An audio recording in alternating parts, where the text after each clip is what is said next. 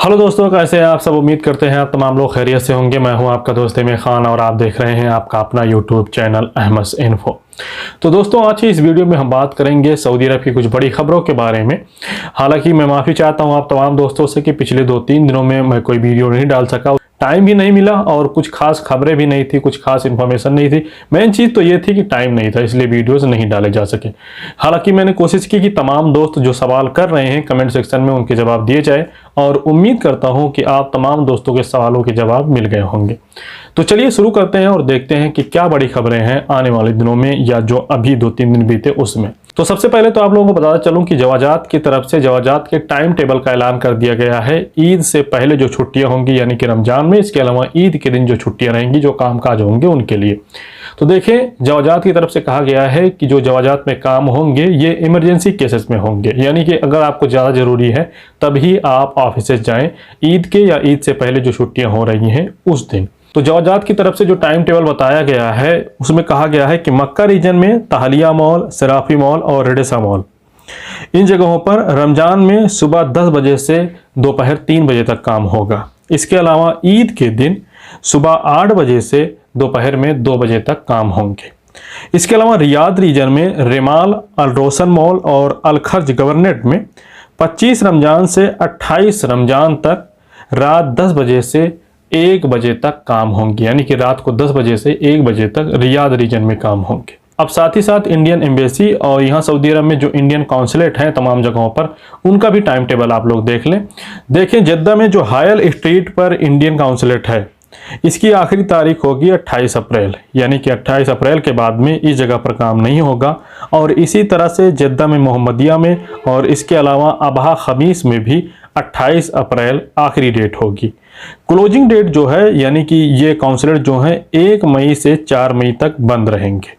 अब यहाँ पर हो सकता है आप लोग कंफ्यूज हो कि जब लास्ट तारीख 28 अप्रैल है तो 1 मई से लेकर 4 मई तक क्यों बंद हो रहा है। तो भाई, बीच में 2 दिन जुमा और शनिचर पड़ रहे हैं, इसलिए वो छुट्टी जो है पहले से ही रहती है, इसलिए उसको इसमें काउंट नहीं किया गया है। और ये तीनों ऑफिसेस, यानी कि जद्दा की हायल स्ट्रीट वाली और इसके अलावा जद्दा मोहम्मदिया और अबहा खमीस वाली, ये सभी ऑफिसेस 5 मई को ओपन होंगी, ईद के बाद 5 मई को। इसके अलावा Medina chambers of commerce, Mecca chambers of commerce, Jizan और नजरान में जो चैम्बर्स ऑफ कॉमर्स में इंडियन कॉन्सुलेट की जो ऑफिसें हैं, ये सभी ऑफिसें 25 अप्रैल से बंद हो जाएंगी। ये चारों जगहों की, मदीना, मक्का, जीजान और नजरान की।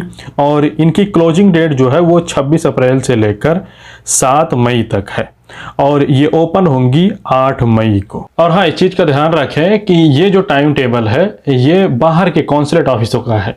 जो जद्दा में मेन ऑफिस है CGI जद्दा की, इसके अलावा जो रियाद में मेन एम्बेसी है, वो सिर्फ और सिर्फ ईद वाले दिन ही बंद होगी। इसके अलावा मिनिस्ट्री ऑफ हज एंड उमरा ने ऐलान किया है कि अगर हज फैसिलिटी प्रोवाइड करवाने वाली कंपनियां अपनी फैसिलिटी में किसी तरह का वायलेशन करती हैं तो उन पर 50,000 रियाल का जुर्माना किया जाएगा। और इस वायलेशन में खास तौर पर ट्रांसपोर्टेशन, इसके अलावा अकोमोडेशन, यानी कि जहां पर वो रुकते हैं, अगर वहां की सर्विसेज सही नहीं है तो ऐसा करने वाली कंपनियों पर या ऑफिसेज पर 50,000 रियाल का जुर्माना किया जाएगा। इसके अलावा ministry of human resource and social development की तरफ से ऐलान किया गया है कि अब जो वर्क कॉन्ट्रैक्ट वर्करों के गोसी पर अपलोड होते थे या हुए हैं, वो सभी कॉन्ट्रैक्ट अब कीवा पर भी अपलोड होंगे।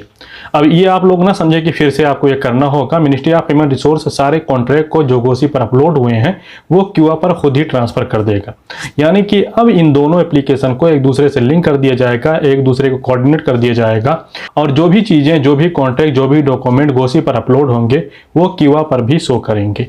इसके अलावा आखिर में एक खबर फिर से मिनिस्ट्री ऑफ हज एंड उमरा की तरफ से, जिसमें कहा गया है कि इस साल यानी कि हिजरी 1443 में उमरा सीजन 15 शव्वाल को एंड हो जाएगा, यानी ईद के 15 दिन बाद कोई भी उम्रा नहीं कर सकेगा, ना तो उम्रा परमिट ही आपको मिलेगा, क्योंकि इसके बाद हज की तैयारियां शुरू हो जाएंगी। और सऊदी अरब के अंदर इंटरनेशनल जायरीन का, यानी कि जो सऊदी अरब के बाहर से हज करने के लिए आएंगे, उनका पहला जत्था जिलकादा की 1 तारीख को सऊदी अरब के अंदर एंटर हो जाएगा।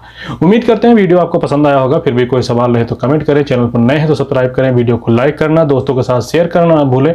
मिलते हैं किसी और वीडियो में और नई और अच्छी जानकारियों के साथ, तब तक के लिए अल्लाह हाफिज़। बहुत बहुत शुक्रिया, थैंक यू।